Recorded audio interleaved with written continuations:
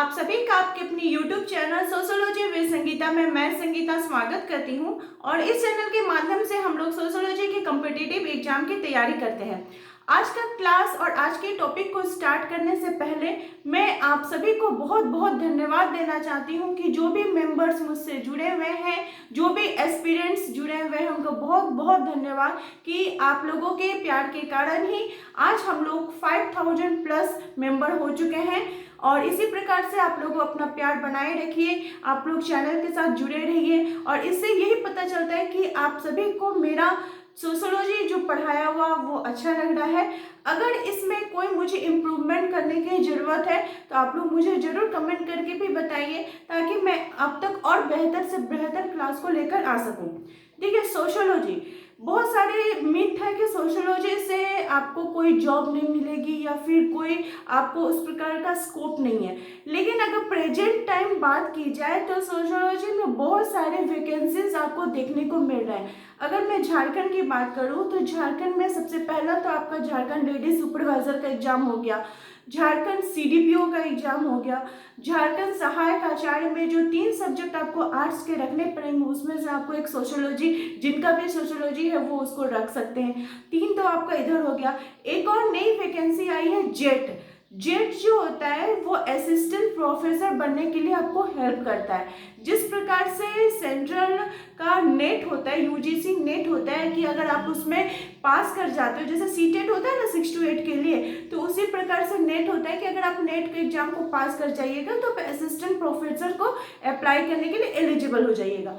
उसी प्रकार से जेट होता है जिसमें कि अगर आप उसको एग्जाम को क्लियर करते हैं तो झारखंड में जो असिस्टेंट प्रोफेसर की बहाली आने वाली है, जो कि सुनने में मिल रहा है कि 2024 के समथिंग आपका वैकेंसीज आने वाली हैं, तो उसमें ये आपको हेल्प करेगी। अब क्या है कि उसके बाद फिर इधर बिहार की बात कर ले तो बिहार में आपका एस्टेट है जो रिसेंटली में होने वाला है। सोशियोलॉजी से जो भी स्टूडेंट है उसको फॉर्म फिल किए होंगे, उसकी तैयारी कर रहे होंगे, उसको आप पास कर जाइएगा तो फिर आपका जो 11-12 का होता है एग्जाम, जैसे अभी जो 5 अप्रैल को एग्जाम होने वाला है, उसमें आप उसको अप्लाई कर सकिएगा। या फिर जो अगस्त में 3.4 आ रहा है उसमें आप एस्टेट पास करने के बाद अप्लाई कर सकते हैं, 11-12 के टीचर बन सकते हैं। तो इतनी सारी आपको वैकेंसियां देखने को मिल रही हैं। अब यहाँ पे एक और बात आ जा रही है जो कि 1-2 दिन से चल रहा है कि वैकेंसी तो आ रही है, एग्जाम भी कंडक्ट किया जा रहा है, लेकिन क्वेश्चन लीक हो जा रहा है, ठीक है, कैंसिल हो जा रहा है एग्जाम। तो ये सब चीज़ देख के मेरा माइंड भी थोड़ा डिस्टर्ब हो गया था, मैं भी बहुत डिस्टर्ब थी कि कैसे, मतलब क्या किया जाए कि आदमी पढ़ के भी, स्टूडेंट पढ़ के भी मतलब कोई रास्ता ही नहीं दिख रहा है। कि मान लीजिए कोई मेहनत कर रहा है, ठीक है, 10 घंटे 12 घंटे 11 घंटे करके कोई मेहनत कर रहा है एक लेडीज के लिए जो कि हाउस वाइफ है, मैरिड है, उसके लिए 10 घंटा 8 घंटा छोटा बच्चा लेकर पढ़ाई करना कितना बड़ा मतलब प्रॉब्लम होता है। फिर भी वो अपना पढ़ाई जारी रखती है, इनकी पढ़ाई पढ़ती है। अगर उसको ये सब चीज़ को देखने को मिले तो बहुत मतलब खराब लगता है। तो ये चीज़ को मैं सुबह से ही आज सोच रही थी, मैंने टेलीग्राम पे भी बोला था कि आज से हम लोग फिर से जो टॉपिक वाइज हम लोग का जो टेस्ट चल रहा था वो चलेगा, वैसा ही होगा। तो मेरे दिमाग में ही नहीं आ रहा कि मैं क्या टॉपिक दूँ, मैं सोच ही नहीं पा रही हूँ। मैं बस वही सोच रही हूँ कि पढ़ के भी कैंसिल हो जा रहा है, लीक हो जा रहा है, कैसे क्या होगा, ये सब चिंता करके फिर मैं सोची कि नहीं, इस तरह करने से तो जो पढ़ने वाले स्टूडेंट है जिनको लेना है एक्चुअली में जॉब, वो तो पढ़ेंगे, पढ़ाई तो छोड़ने से नहीं होगा। तो हम लोग को तैयारी अपना करना पड़ेगा ही, उसी प्रकार से जैसे हम लोग पहले से लगे हुए थे। मैं भी कुछ दिन से आप लोग के पास वीडियो नहीं लेके आ रही थी, तो हम लोग कि नहीं, आज से हम लोग वैसा और कुछ भी नहीं करेंगे। आज इवनिंग से फिर से हम लोग अपने क्लास को जैसे चला रहे थे वैसे करेंगे, अपना प्रिपरेशन को फिर से डे 1 से जैसे स्टार्ट कर रहे थे वैसे स्टार्ट करेंगे। अब यहाँ पे है कि बहुत सारी वैकेंसियाँ आई हुई हैं, आप लोगों ने भी भरा होगा, मैंने भी आप लोग को फोर्स किया कि नहीं ये वाला वैकेंसी आप भर दो, ये वाला वैकेंसी आप फिलअप कर दो। देखिए यहाँ पे क्या हो रहा है कि झारखंड लेडी सुपरवाइजर का एग्जाम कब होगा, ये भी बहुत सारे कमेंट आते हैं जिसका कोई भी इंफॉर्मेशन नहीं है। मैं तो ये बोलूँगी कि एग्जाम भले आप 2 महीना और लेट से लो, ठीक है, लेकिन एग्जाम को सही तरीके से लो कि कोई एग्जाम देते आते आते ट्रेन में नहीं है सुने कि मैंने जो एग्जाम अभी मॉर्निंग में दिया वो कैंसिल हो गया, ठीक है, वो लीक हो गया। ये चीज़ बहुत मेंटली प्रेशर देता है कि आदमी का मेहनत, आदमी का परिश्रम ये सब बेकार चला जाता है। तो ठीक है, भले आप 2 महीना बाद लो, लेकिन एग्जाम जो लो वो अच्छे प्रकार से लो, सही ढंग से लो। अब यहाँ पे आता है कि जो बहुत सारे मैंने आप लोगों को बोले ना सोशियोलॉजी की वैकेंसीज आई हैं, तो कैसे हम लोग प्रिपरेशन करें जो इन सभी को हम देख सकें। तो सबसे पहला आता है झारखंड लेडीज सुपरवाइजर। इसके जो क्लास है ये आपको इस चैनल का प्लेलिस्ट में झारखंड लेडीज सुपरवाइजर करके मिला है, आप लोग जाकर वहां से उसको देख सकते हैं। ठीक है, उसके बाद आपका आएगा झारखंड सीडीपीओ का। दोनों का सिलेबस आपका सेम है, सिर्फ अंतर इतना है कि जो आप लेडीज सुपरवाइजर में पढ़े हैं उससे और कहीं ज्यादा, मैं तो बोलूँगी 10 गुना ज़्यादा और आपको डीपली आपको सीडीपीओ में थोड़ा पढ़ना पड़ेगा, क्योंकि इसमें आपको आंसर राइटिंग करना होगा, इसमें आपको टू द पॉइंट लिखना होगा कि कैसे क्या लिखना है। ये चीज़ ध्यान में रखिएगा कि एमए का एग्जाम नहीं है कि आप एमए का एग्जाम देने के लिए जैसे हम लोग को होता है कि 3 पेज हम लोग को भरना ही है, 4 पेज भरना ही है, वैसे नहीं होगा।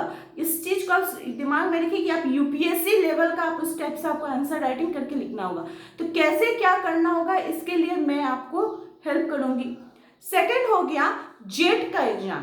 तो जेट का जो सोशियोलॉजी का सिलेबस है ये आपका यूजीसी नेट सोशियोलॉजी के सिलेबस के अकॉर्डिंग ही है, सेम है, कोई उसमें अंतर नहीं है। मतलब समझ सकते कितना भास्ट सिलेबस दिया है। जेट का सिलेबस बहुत ज़्यादा भास्ट है, आपको फिलअप तो करना है, क्योंकि यहाँ पे झारखंड में तो हमको लगता है 2006 या 2009 में आई थी जेट का एग्जाम हुआ था, उसके बाद से नहीं हुआ है। फिर कब होगा ये भी कोई नहीं बोल सकता है, इसलिए एग्जाम फॉर्म नहीं भरेंगे ये चीज़ का गलती मत कीजिएगा। फॉर्म भर दीजिए, एग्जाम भी दीजिए, बाकी जो होगा बाद में देखा जाएगा। ठीक है, तो उसका तैयारी करना है, ऐसे करना है कि नेट भी एग्जाम हम बैठे तो उसको जैसे हम निकाल लें। ये हो गया इधर आपका लेडीज सुपरवाइजर और आपका सीडीपीओ का हो गया, और जेट और नेट हो गया, एक साथ हो गया। मैं आपको लिखते चलती हूँ तब आपको समझने में आसानी होगा कि कैसे कैसे हम क्या क्या तैयारी करेंगे। यहाँ पे सबसे पहला नंबर में आ गया लेडीज सुपरवाइजर का। ठीक है, इसको किसके किसके साथ आपको टैली करके पढ़ना पड़ेगा, प्लस आपका झारखंड सीडीपीओ का।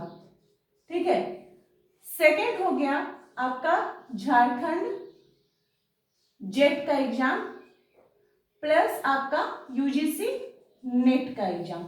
ठीक है, थर्ड हो गया जो आपको पढ़ना पड़ेगा वो हो गया झारखंड सहायक आचार्य का एग्जाम, झारखंड सहायक आचार्य का एग्जाम। ठीक है, सहायक मैं लिख दे रही हूं, आपको समझ जाएगा। प्लस आपको पढ़ना पड़ेगा बिहार का एस्टेट प्लस बिहार का ही बीपीएससी का जो सोशियोलॉजी का सिलेबस है उसको पढ़ना पड़ेगा। ठीक है,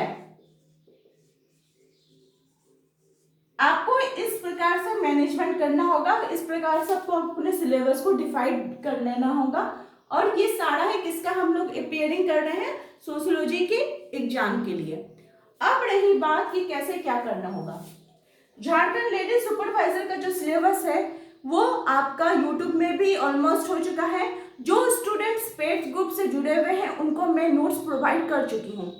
अब आता है झारखंड सीडीपीओ। सीडीपीओ में हम लोगों को क्या करना होगा और इसको डिटेल्स में मैं नोट्स बना रही हूँ, जिसके कारण से भी मैं कुछ दिन से आप लोगों के पास नहीं आ रही थी, क्योंकि इसमें हम लोग को पॉइंट वाइज पूरा डाटा लिखना होगा। तो जो भी स्टूडेंट्स पेड ग्रुप से जुड़ना चाहते हैं, झारखंड सीडीपीओ का नोट्स लेना चाहते हैं, उसका जो प्रोसेस है डिस्क्रिप्शन बॉक्स में दिया हुआ है, आप लोग जाकर उसको फॉलो करके देख सकते हैं कि कैसे आप उसको लीजिएगा। सेकंड है झारखंड जेट का एग्जाम और नेट का एग्जाम। ये सिलेबस को हम लोग को फॉलो करके इसकी तैयारी करनी होगी कि कैसे इसका करना होगा, क्योंकि इसका जो सिलेबस है वो सेम होगा। थर्ड है झारखंड सहायक आचार्य और बिहार एस्टेट का। ठीक है, इसका जो सिलेबस है आपका झारखंड सहायक आचार्य का सिलेबस, इसके सिलेबस से थोड़ा इसका डिफरेंट है। कुछ कुछ आपको पॉइंट मिलेंगे, जो मिलेंगे मैं उसको बताती चलूंगी, कुछ कुछ आपका इसका अंतर रहेगा। और बिहार एस्टेट और बीपीएससी आपको इसके साथ करके आप इसको कवर कर सकते हैं कि आपका ऐसा हो जाएगा। अब रही बात कि मैं आप लोगों को कैसे मदद करूंगी, तो इस चैनल में जैसे ही पहले होता था कि 2 क्लासेस आती थी, हम लोग मॉर्निंग की क्लास में कवर करेंगे आपका झारखंड सहायक आचार्य बिहार एस्टेट और बीपीएससी का, जिसमें कि एक दिन आपका वीडियो होगा जिसमें मैं आपको आके सामने से बताऊंगी कि कैसे क्या थ्योरी है, क्या चीज़ क्या है, उसको मैं समझाऊंगी। और एक दिन आपको एमसीक्यू प्रैक्टिस होगा। ठीक है, आपका लेडी सुपरवाइजर झारखंड सीडीपीओ के एग्जाम में उसी प्रकार से, क्योंकि इसमें आपको आंसर राइटिंग करना है तो मुझे तो आपको पॉइंट बताना पड़ेगा। जो भी स्टूडेंट्स यूट्यूब में मुझसे जुड़े हुए हैं उनके लिए भी बताना पड़ेगा कि कैसे पॉइंट करना है। और जो स्टूडेंट्स पेड ग्रुप से जुड़ना चाहते हैं उनको तो मैं अपना नोट्स जो है वो थ्योरी जो रिटर्न है, हैंड रिटन नोट्स जो है वो आपको प्रोवाइड करके आपको उसको पढ़ने से ही समझ में आ जाएगा कि कैसे लिखना हो उसका होगा। प्लस हम लोग प्रैक्टिस सेट भी करते रहेंगे। ठीक है, आपका जो झारखंड जेट और नेट का एग्जाम है इसको भी मैं आप लोगों को स्टार्ट कर दूंगी। इसके क्लासेस कब से होंगे इसका क्लास मैं अभी नहीं ले रही हूँ। ठीक है, इसका क्लास कब से लूंगी ये भी मैं आप लोगों को बता दूंगी। मुझे 15 डेज 20 डेज का थोड़ा टाइम दीजिए, क्योंकि इसका मुझे थोड़ा सिलेबस को नोट्स बनाने दीजिए। उसके बाद फिर मैं बता दूंगी इसके क्लास कब से आपसे होंगे। और झारखंड सहायक आचार्य बिहार एस्टेट बीपीएससी का भी आपको एकदम टॉपिक वाइज यूनिट वाइज जैसे जैसे जो सिलेबस होगा वो होगा। इसकी क्लास की टाइमिंग जो होगी वो मॉर्निंग के 8 AM में होगी। ठीक है, और झारखंड एडीपी सुपरवाइजर और सीडीपीओ का जो होगा वो आपका इवनिंग के 8 PM में होगा। इसको आप लोग फॉलो कीजिएगा और इस चैनल के साथ जरूर जुड़िएगा और अपनी तैयारी कीजिएगा। अगर आपके कोई भी डाउट्स है तो प्लीज़ मुझे जरूर आप लोग मैसेज कीजिएगा, या फिर जो कॉन्टैक्ट नंबर दिया हुआ है आप लोग मुझसे कॉन्टैक्ट कर सकते हैं। इस चैनल के साथ बने रहने के लिए आप सभी का थैंक यू।